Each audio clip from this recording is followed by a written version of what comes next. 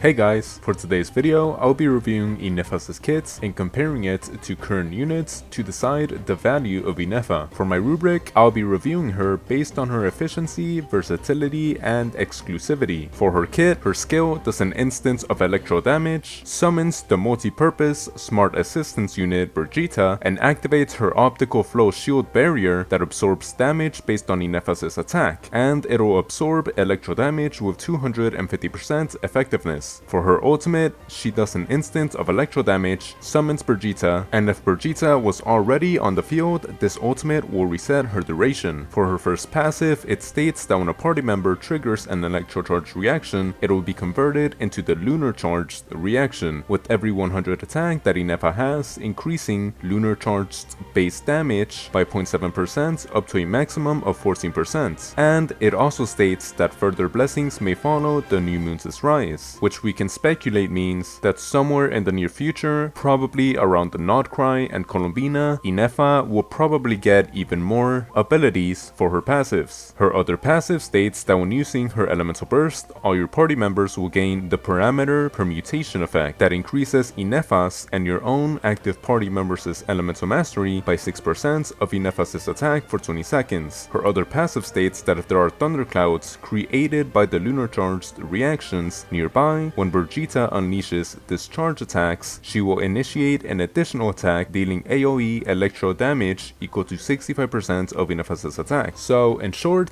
Ineffa is pretty much a 5-star version of Fischl with the shield. She summons a little robot that does electro damage at certain intervals, and you can reset this robot's duration by using her ultimate, which also does a good amount of damage and gives your active character a shield. She also converts the electro charged reaction into the lunar charged reaction, which as of right now is exclusive to her and actually pretty bad, even compared to the electro charged reaction. The difference between these two reactions is that the lunar charged reaction is 1. Exclusive to Ineffa, as I said, 2. It scales off of crits, 3. Its elemental mastery scaling is lower than the electro charged reaction, which means that it does less damage based off of how much elemental mastery your characters have compared to the electro charged reaction, and 4. Its damage scales off of every single character that contributed to the reaction, similarly to anomaly buildups in Senna Zone Zero. This component of the lunar charged reaction scales like this. It takes the lunar charged damage done by your highest damage dealing character, and then it adds 50% of the lunar charged damage done by your second highest dealing character. If you have another character who is also contributing to this reaction, then it'll only add 12% of their lunar charged damage to the calculation. Sadly, thing is, even though the lunar charge reaction seems to be more complex and powerful, it's actually quite worse than the electro charged reaction. Still, her real value lies in her first passive, which lets her do an additional attack that counts as lunar charge damage every time she does electro damage, which is a massive increase to her own DPS. Her second passive is also incredibly powerful because it increases your active party members' elemental mastery by 6% of Ineffa's attack once she uses her ultimate for 20 seconds, which will typically result in at least 120 elemental mastery, since Ineffa wants at least 2000 attack to unlock the full potential of one of her passives, which increases the lunar charged reaction damage by 14%. Keep in mind though that similarly to the electro charged reaction, the lunar charged reaction does not scale off of Hydra or electro damage bonuses, meaning that unless it's in a character's passive or in an artifact set or a weapon